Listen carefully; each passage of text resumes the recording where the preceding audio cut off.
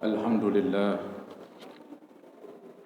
الحمد لله الذي أوجب علينا مراعاة الأمانات وأمرنا أن نربي الأولاد بالسيرة المردية والصفات الحسنات ونبعدهم عن المعاصي والمنكرات. أشهد أن لا إله إلا الله وحده لا شريك له وأشهد أن سيدنا ونبينا محمدا عبده ورسوله بين للناس ما يميزون به بين الخيرات والسيئات. اللهم صل وسلم وبارك على سيدنا ومولانا محمد وعلى آله وأصحابه أولي الفضائل والمراتب العاليات. أما بعد، فيا أيها المسلمون أوصيكم وإياي بتقوى الله وطاعته فقد فاز المتقون وخسر الكافرون.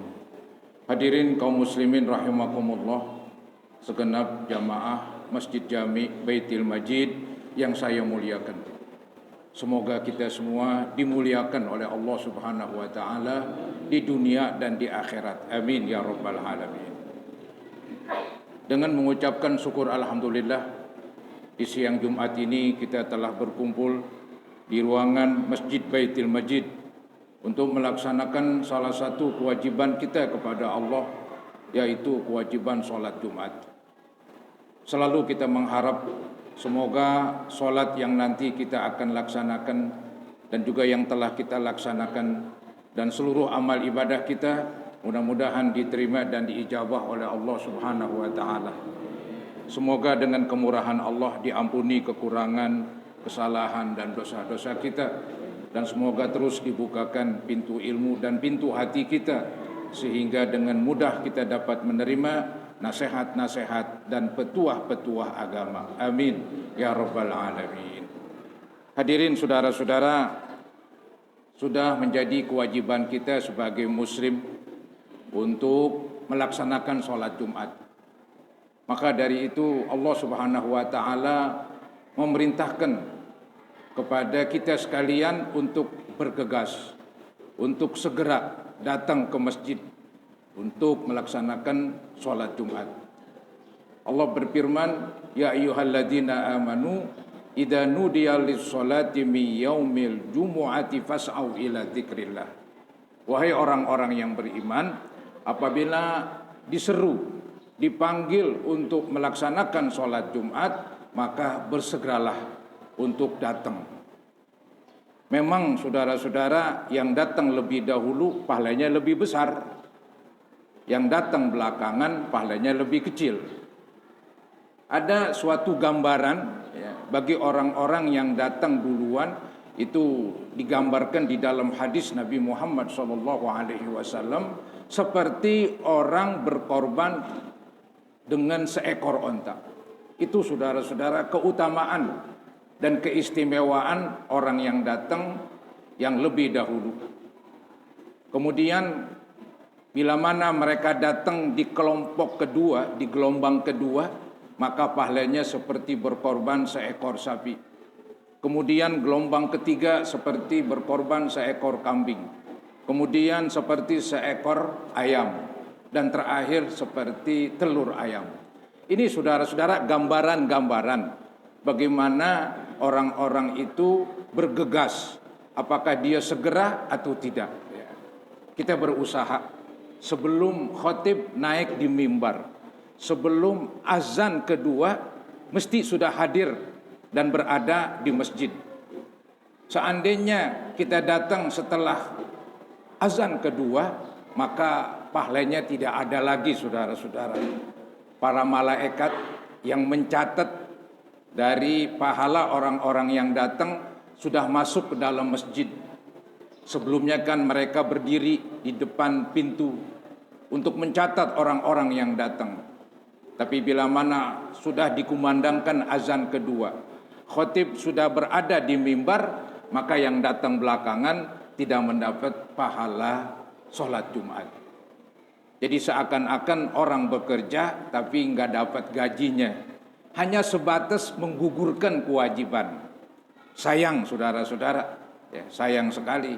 Justru kita semangat untuk datang ya, terlebih dahulu demi mendapatkan pahala seperti pahala berkorban seekor onta. Hadirin saudara-saudara, di samping kita ini sebagai bapak ya, diperintahkan untuk sholat Jumat, juga kita diperintahkan untuk memerintah anak-anak kita untuk sholat Jumat. Khususnya anak-anak yang sudah masuk umur 7 tahun. Itu dalam istilah hukum namanya sinnu tamyiz. Anak sudah berumur 6-7 tahun itu mulai disuruh sholat. Ada sabda Nabi, muru auladakum bis sholati lisaba'in. Perintahkanlah anak-anak kamu untuk sholat ketika umur 7 tahun. Jadi walaupun mereka belum balik tapi sudah dilatih. Bagus saudara-saudara orang tua yang selalu mendorong, memerintahkan dan mengingatkan anak-anaknya untuk datang ke masjid. Ya. Yang jadi masalah kadang-kadang orang tua lupa mengingatkan anak-anaknya supaya di masjid jangan berisik. Saudara, pengurus masjid khususnya di Masjid Baitul Majid ini berulang-ulang mengingatkan supaya anak-anak jangan berisik. Tapi apa daya saudara-saudara, kadang-kadang mereka sulit untuk diajak diam. Nah, bagaimanakah? Apakah melulu mereka yang salah tuh anak-anak kita atau bagaimana? Saya mengatakan anak-anak kita enggak 100% salah, saudara-saudara. Ya maklum mereka namanya anak-anak, tapi ada nih yang salah, yaitu orang tuanya. Kita ini memang tadi kan saya katakan wajib menyuruh anak-anak kita untuk sholat. Ya, lebih-lebih di hari Jumat agar mereka membiasakan sholat Jumat. Tapi enggak cukup hanya memerintahkan saja, hendaknya mengingatkan. Kalau perlu setiap hari kita bilang, nah nanti kalau datang ke masjid Jumatan jangan berisik gitu. Dengarkan khatib berkhutbah. Itu saudara-saudara yang perlu kita ingatkan. Kalau perlu setiap hari, kalau perlu ibunya pun mengingatkan. Biar mereka saudara-saudara sering diingatkan, maka sering mendengar. Diharapkan ya menempellah di benak hati dan pikirannya. Karena memang kita rasakan bila mana kita berkhutbah, anak-anak berisik, maka konsentrasi khatib akan buyar. Konsentrasi khatib akan terpecah. Atau bila mana imam memimpin sholat, anak-anak juga berisik, juga demikian. Konsentrasi si imam bisa jadi pecah, akibatnya boleh jadi hafalannya bisa hilang saudara-saudara. Jadi Nabi Muhammad SAW memerintahkan itu, bila mana kita berada di masjid, jadikanlah masjid itu masjid yang tentram, masjid yang tenang, tidak ada berisik. Gitu. Ada sabda Nabi riwayat Imam Bukhari dan Imam Muslim berbunyi, wa iyyakum wa haisyatil aswaq. Hadis riwayat Imam Muslim, yang artinya jauhilah kamu dari gaduh dan berisik di masjid seperti berisik di pasar. Kalau di pasar wajar berisik, karena para penjual akan menawarkan dagangannya dengan menyebut-nyebut harganya, diskonnya, begitu. Itu sesuatu yang wajar.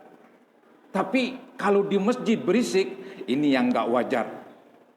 Maka Nabi Muhammad SAW mengingatkan umatnya, wa iyyakum wa haisyatil aswaq.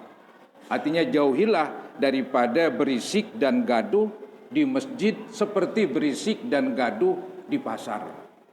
Ini saudara-saudara bukan semacam yaitu memarahi bapak-bapak, tidak. Ini masukan. Ya, ini termasuk watawasau bil haq, saling berpesan yang benar. Ini pesan saya, sebagaimana pesan Nabi untuk anak-anak kita ketika berada di masjid jangan berisik. Untuk itulah orang tuanya selalu mengingatkan.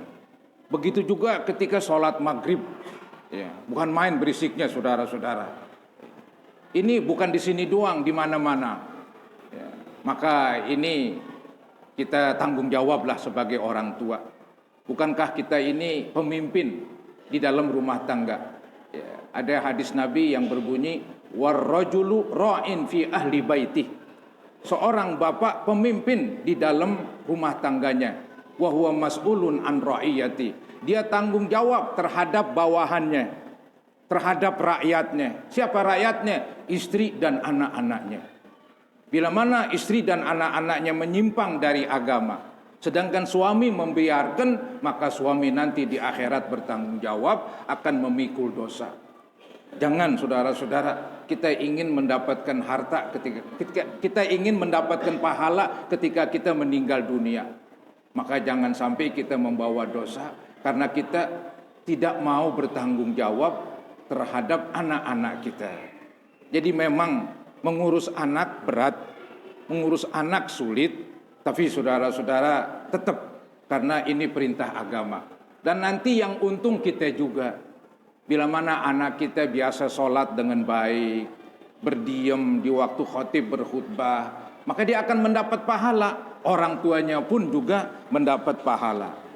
Saudara, yang paling bagus kita turunin kepada anak-anak kita tata krama, adab, sopan santun.